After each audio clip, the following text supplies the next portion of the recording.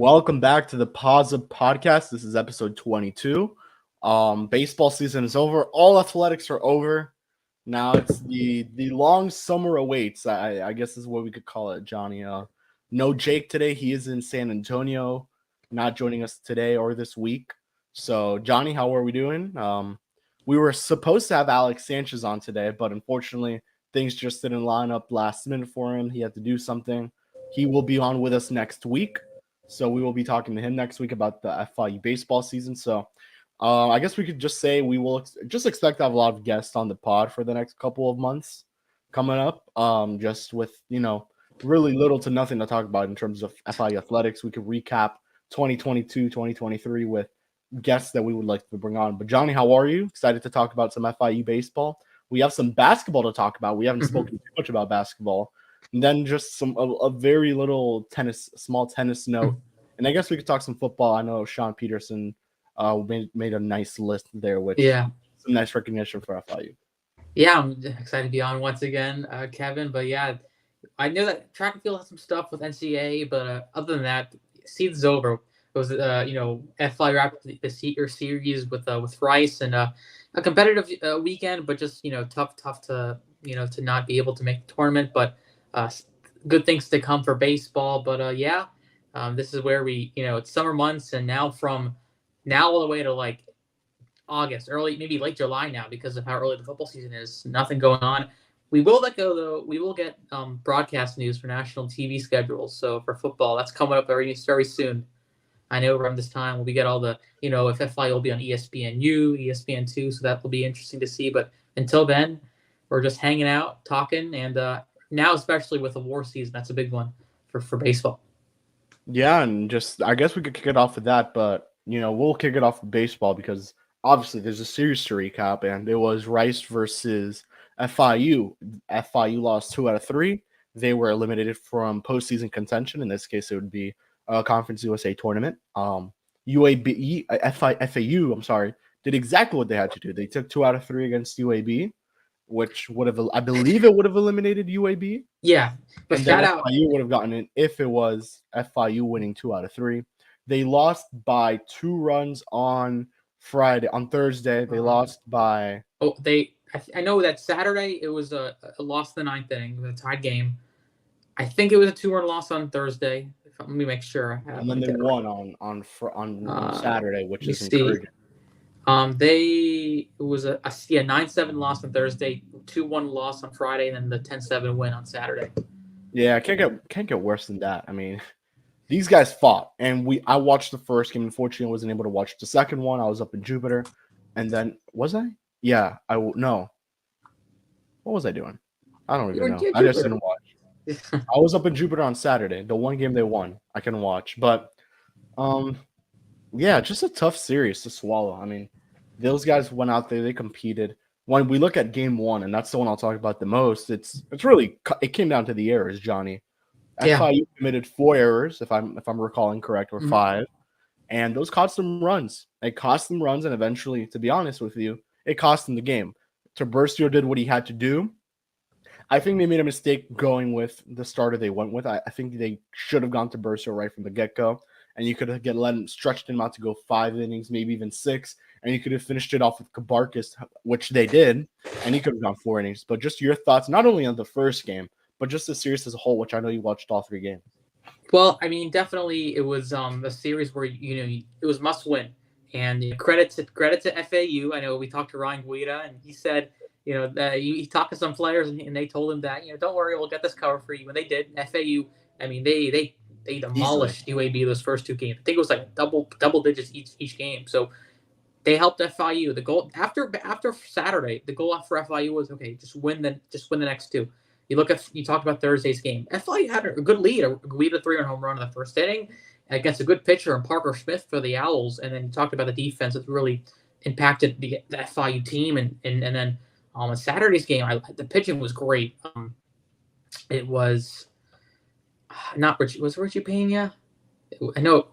Kevin Martin. Kevin Martin was great. Kevin Martin was great. Yeah. He's been one of the FIU's best pitchers. The pitching was great, And then unfortunately, Cavado, had a little bobble on a grounder to short to lose that game. But another game where it was close and it's a tough loss to take. And then Saturday, excuse me, that was a great win for the Panthers. Back and forth matchup, and then Figgy got 3-run bomb in that eighth inning, if I'm correct, to get the win. So that was overall a great victory. It's in a game like that on a Saturday where your season's over, but you always want to end the season on a high note, and getting a win to end the year is good for the program to kind of end the year and go into next year with some good optimism. Not only optimism, but now you kind of, you go into this year, you assess, you now know what you need to look for in the transfer portal and in the next recruiting class. And I think we could both agree to this, Johnny. They need bullpen help and they need a big time starter. I mean, Tiburcio, I believe, is Tiburcio gone this year now officially? I mean, or does I know he have that 1 year? Honestly, I'm not a compliance guy or eligibility, but I think he has a 1 year left. I know he redshirted a year. So was he honored?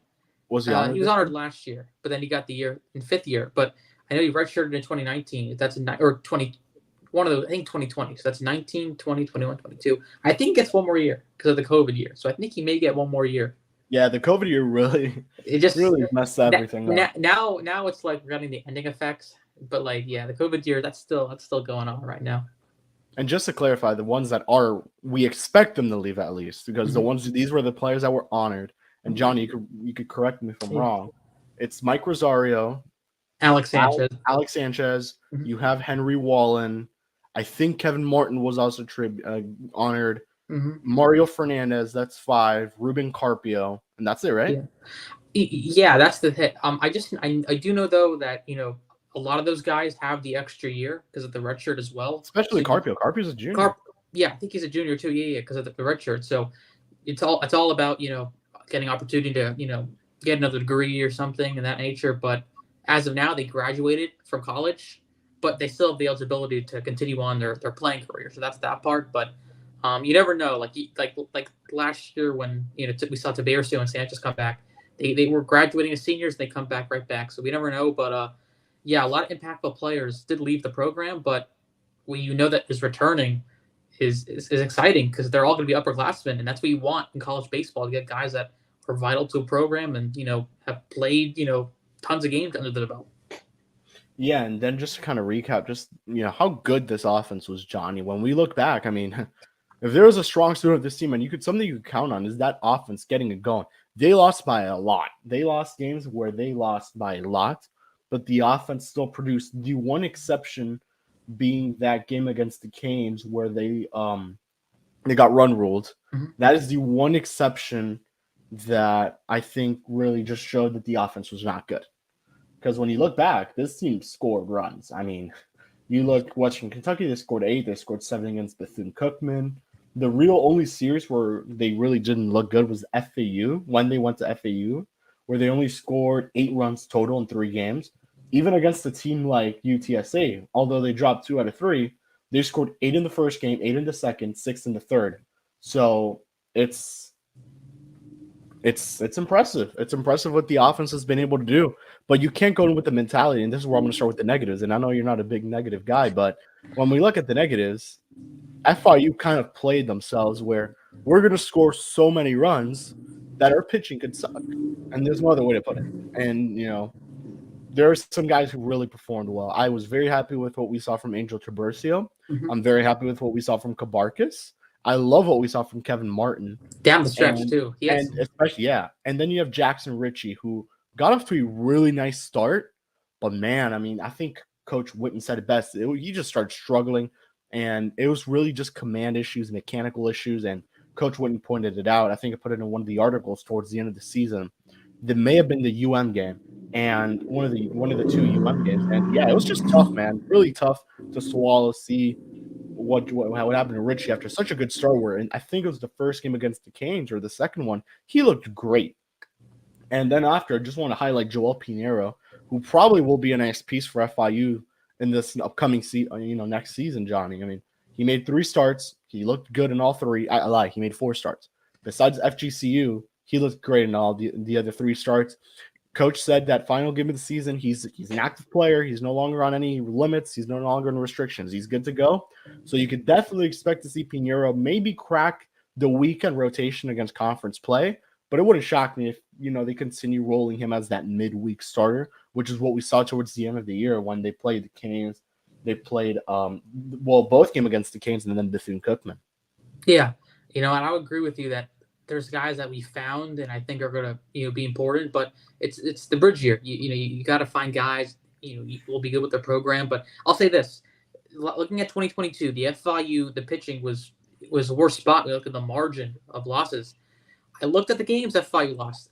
They had 11 games that were decided by 3 runs or less in Conference USA. You think about that, 3 runs or less. Last year, or 2022, the margins were different and crazy. The losses were out of reach. You had 11 games that were decided to be in a close game.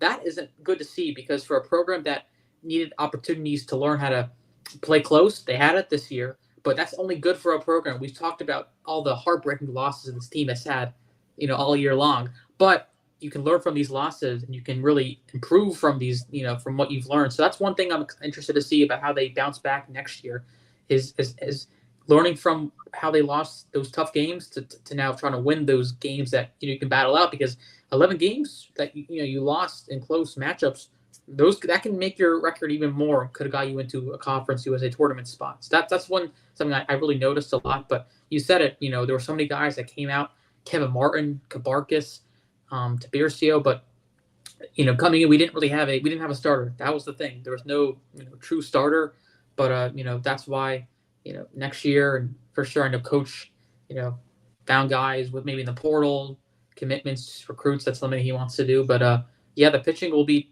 really need to improve next year. But the offense did its job. I mean, 281 batting average.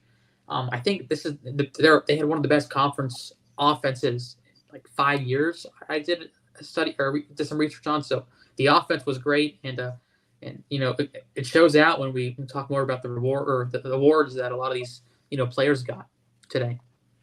Yeah, and then just looking at the guys that are they're leaving. You're losing basically probably the second best player. Maybe you would disagree or agree, but it'd probably be the second best player in FIU history, Alex Sanchez. Mike Lowe was always going to be number 1. Would we say Alex Sanchez is number 2? I mean, after the 4 years he had. You know what? I think so.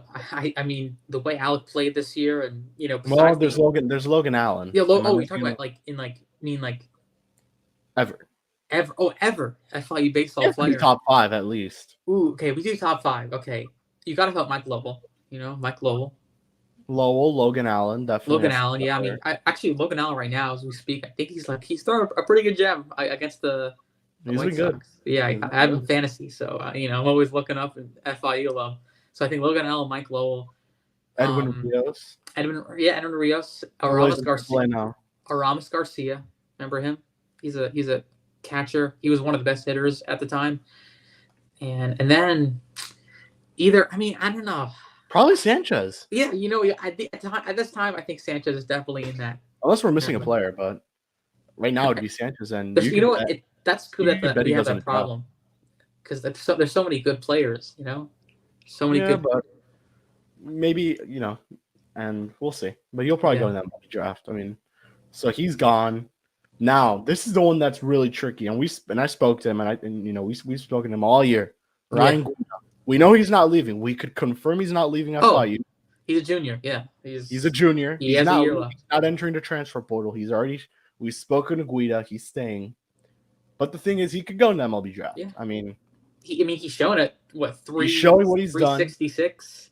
I know he's had talks with teams. That's all I'll say.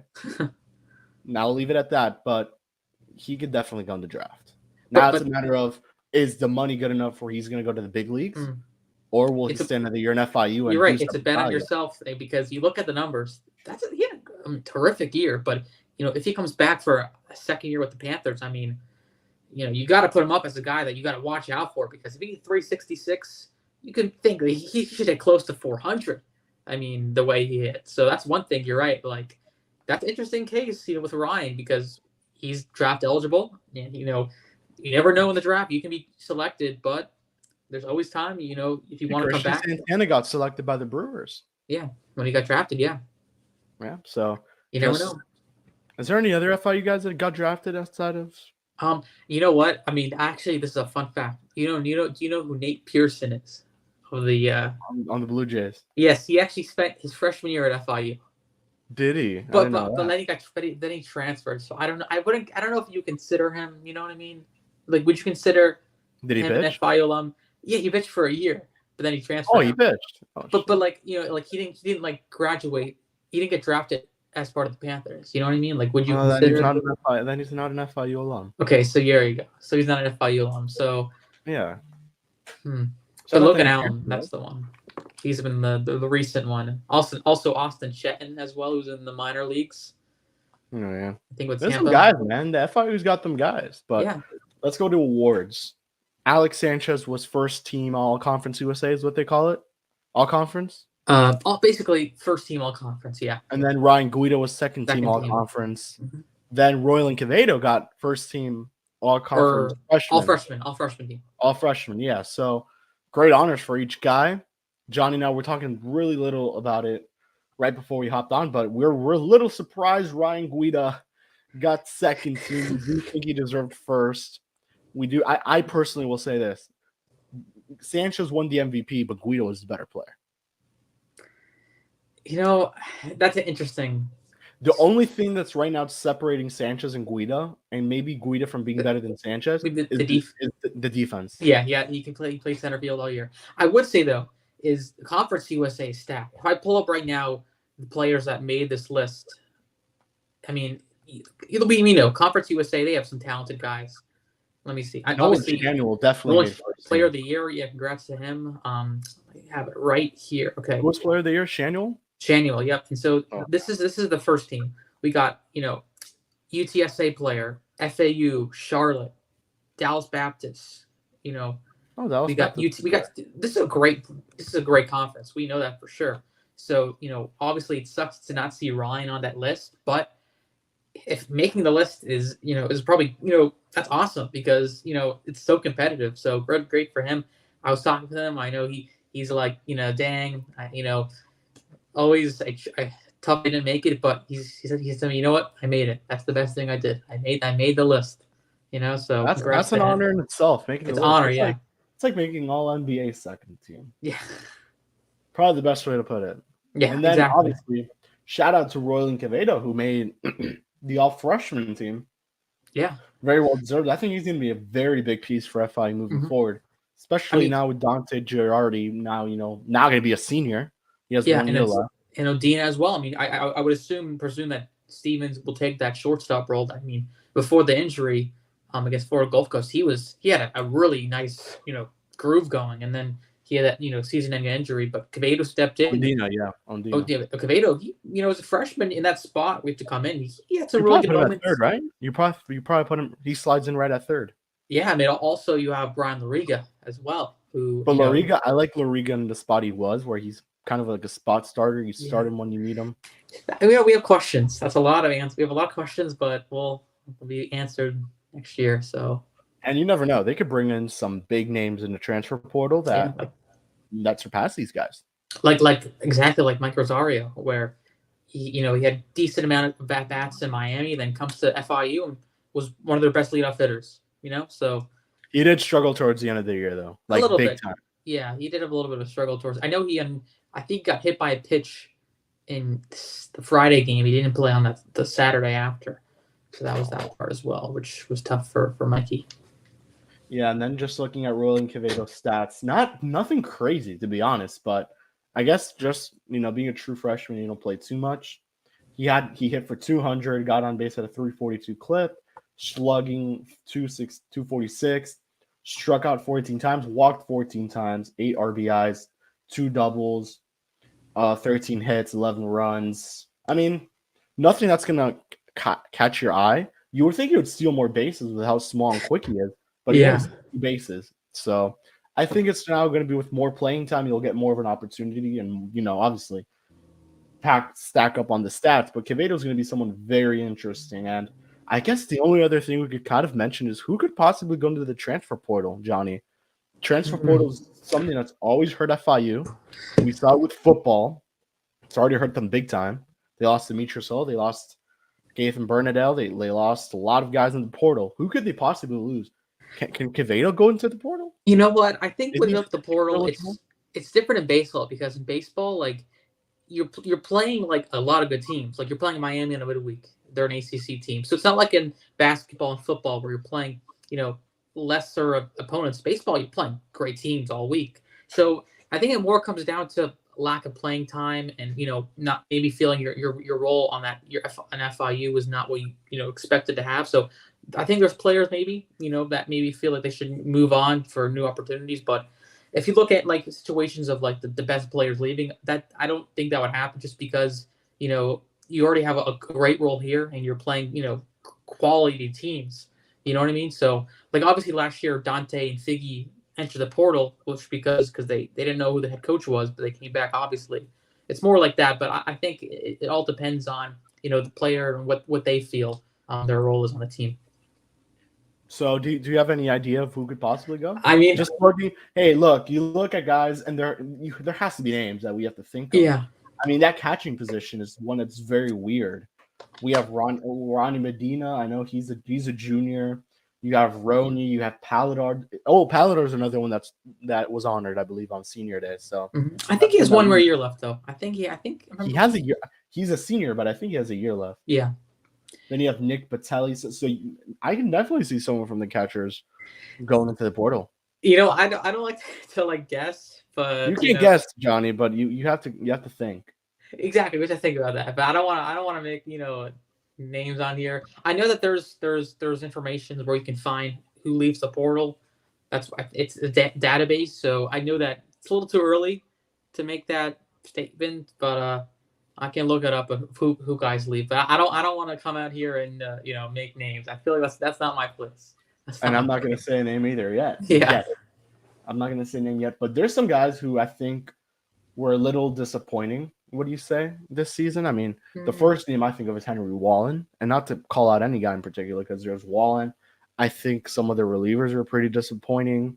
I think Marcus O'Malley, to a certain degree, kind of disappointed me towards the end. I mean, we were very high on O'Malley. I think he made a freshman team when he was at VCU with Coach Witten.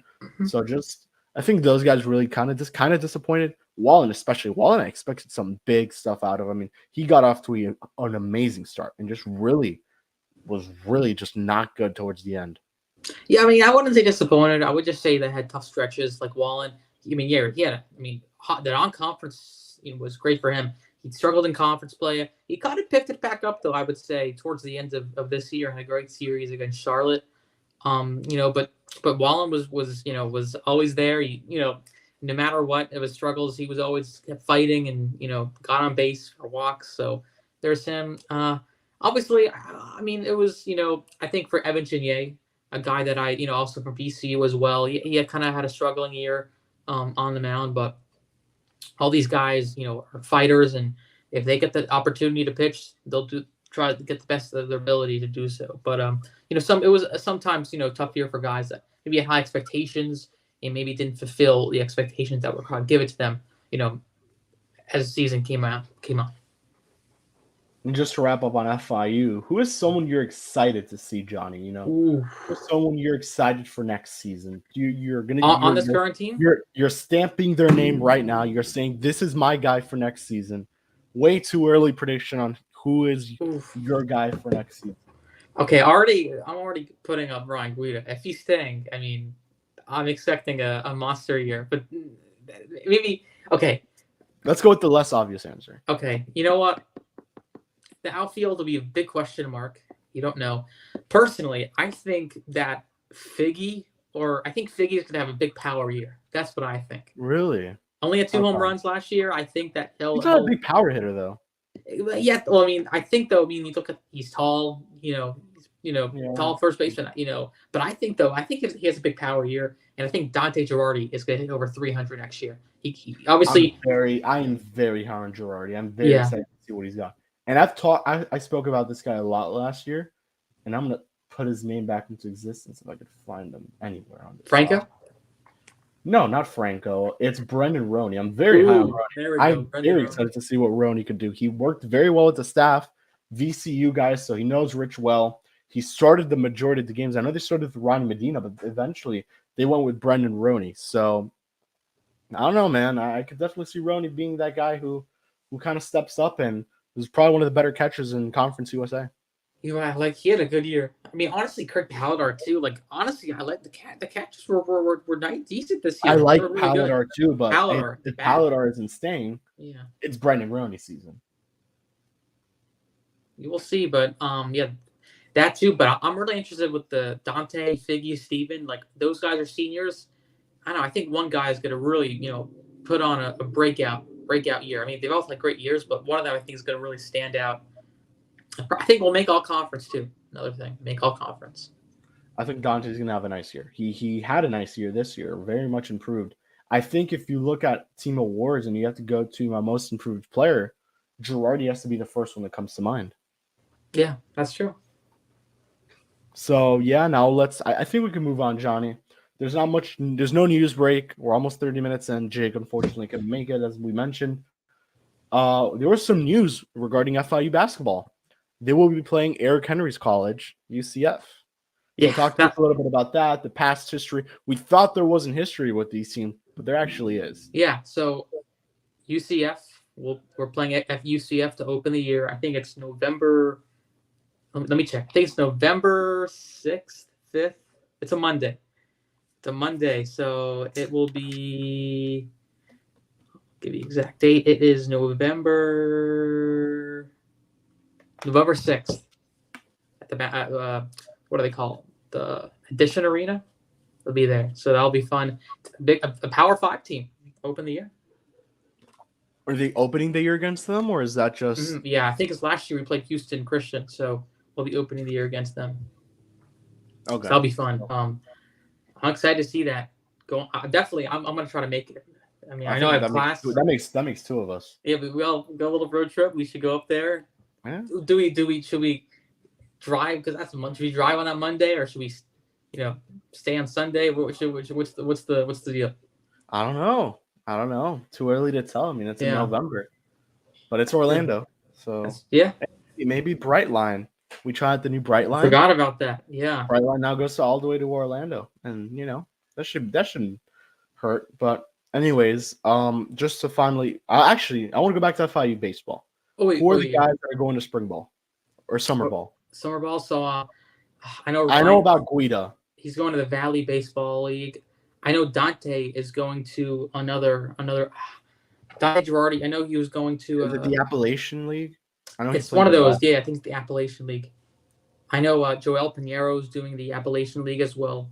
That one, that's going to be nice for him. I think Orlando Hernandez too. That's all the guys I know that are going to summer ball. But we'll find more about that. Not many ways, Jake. But yeah, so is there anything we have to talk about? Anything else you want to bring up? Now's the time. We have 20 minutes left. I forgot about the UCF. So they played in like the till 1990s. They played UCF because they were in the same conference. Then it stopped. I tried to find it, but then I looked on the year by year records. Boom, all there. They play them every single year.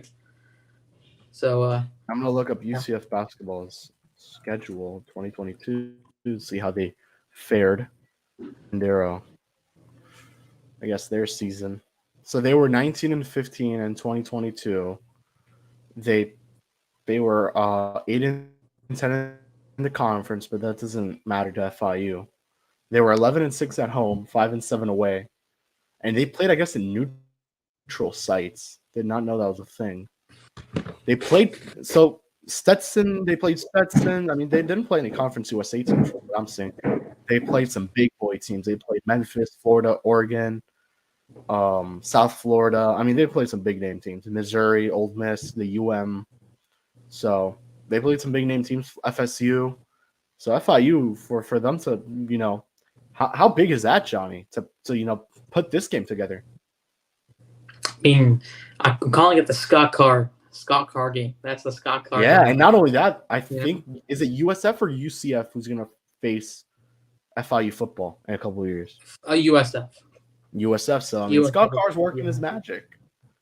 I mean, yeah, exactly. I mean, you gotta have a game with them, and they're now a Power 5 team. I think we may add another one. I don't know. We don't have a the tournament for Thanksgiving weekend. We don't have that. I don't think they have it set up that release yet. So we'll see what they'll do there. But I'm excited to a game that is in reach for us to go to.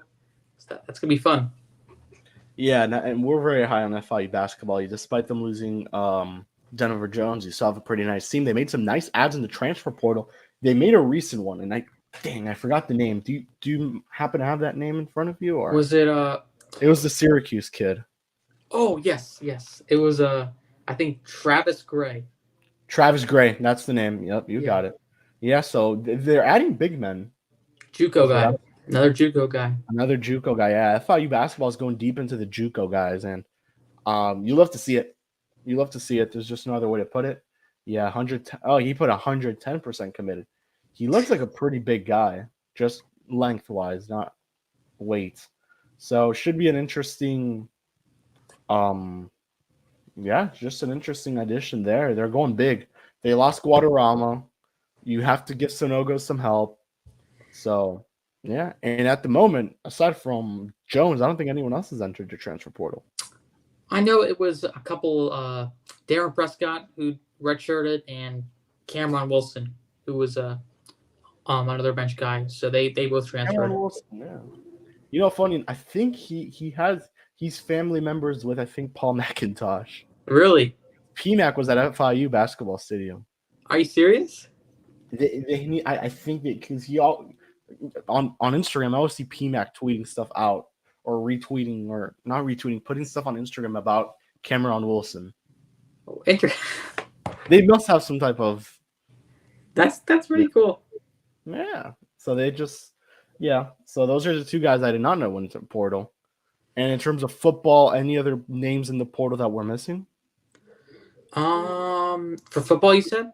Yeah, I think that's it. I mean, I think that's it. Yeah, not pretty. Now it's all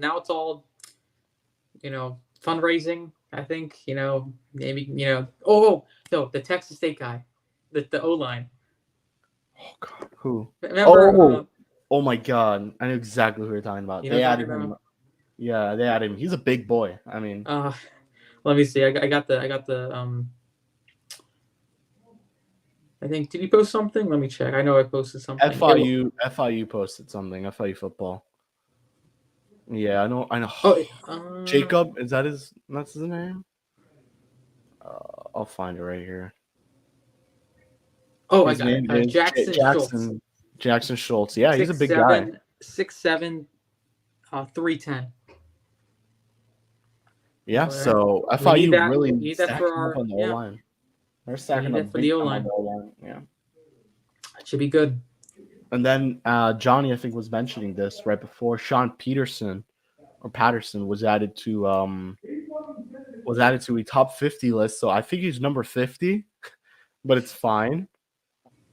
I mean, Peterson is gonna have a big year. I think that's how we see it, Jonny. Peterson have another big year. Major. He's gonna be the leader of that defense. Him with Avery Huff. That's gonna be fun. I'm excited. Obviously, it's tough losing Gathan Brindell, who was great, but I think Sean P. First of all, the way he played in his first year as a linebacker was great. This is his second year, so you got to expect that he's gonna really, be a monster. You have him, Donovan Manuel. You have Avery Huff. Oh, that core is looking fun. Elijah Anderson Taylor. Yeah, I mean, the new guy from Northern Colorado. Yeah, you can't be disappointed with what you have. I mean, FIU football, and I'll say it again, they have the chance to make a bowl game.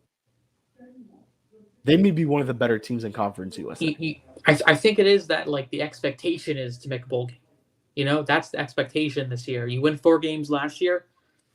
This year, a little more favorable matchups. You should win 6 or more. That's the goal. I think that's what they're expecting into year 2 with Coach Mack, and I want to see that. Really interested to see. I think there's a lot of promise. Obviously, it was tough losing all the guys, but at the same time, you have pieces that that are going to be helpful to get some wins in year 2. Yeah. So before we wrap up, and we're wrapping up very, very early, but I mean, we got some things. We got the Heat game tonight. Looking for a you got sweep the Heat against game, Boston. you have Yuri. I mean, I mean, we got. Yuri's great, but like, Oh no, we're watching the Heat at the top. We're watching the Heat. Yeah, How about 100%. shout out the Panthers though? Florida Panthers. Yeah, 3-0. I mean, two teams about to make the finals, Stanley Cup Finals, and then the NBA Finals. But yeah, should be fun. South Florida sports is thriving. And Jonny, before we move on or wrap up, tennis. Talk to us. Yes, it was the head tennis coach. Congratulations to her, Katrina. See, pronounce his name correctly. It's Petrovic. Petrovic. Yeah, Coach Kat. She's a really, really nice lady. She's got an extension. Obviously coming off a Conference USA championship tennis NCAA tournament. Everyone loves her. One of the really, really nice coach of FI Athletics. So she gets extension, and another coach getting an extension with Scott Carr. That is Coach Mack, the track and field coach, Coach Huberling, Coach Horner, Ballard, Coach Russell. So we got all those. Coach Ballard too. You got an extension as well. So all those guys under Scott Carr. And the swim coach also got one, right? Yeah, Randy Horner. Yep. Yep. And then we're missing Coach Witten. That needs to come soon. I think he deserves it. He really does. You know what? I think. Obviously, it's year one, but if next year, it's a great year. It's always about keeping a guy. I think. Yeah, but Coach Mack got it in year one. Coach Mack got it in year one. I feel like you can equate like football and like dog years. You know what I mean? Like 4 wins in like 1 year is like 3 years in baseball. I don't know. Do you get what I mean? Do you get what I mean? Like it goes by faster in football, because there's less games. You know what I mean? Yeah, I totally agree. So, I mean, anything else to talk about? I mean, I don't know. I mean, I got one more thing. Just maybe we'll do a little podcast. Maybe next time is to see what channels that the games will be on for national TV. That's one thing will be coming out soon for ESPN, CBS Sports. So that's one thing. And the times for those games as well. So that's something that'll be talked about for FIU football and cross football. Was I think we're less than 100 days right now from football returning for FIU. Right, FIU kicks it off at Law Tech. Yep. So that should be fun. Besides that, I think we're good to go, Jonny. I mean, we've covered everything. We went into the depths of FIU baseball. We spoke a little bit of football, basketball. We really touched every sport today. Not much more to really get into. We weren't expecting it to be us two. So a little shorter show than usual. But we have Alex Sanchez on next week. No news break today. Obviously, we didn't have Jake, but he was watching from San Antonio. So shout out to Jake. But anyways, from Jonny, from myself, from Jake, we'll see you guys all next week with Alex Sanchez of FIU Baseball. We're now an official alumni of FIU. So, as always, Paws up.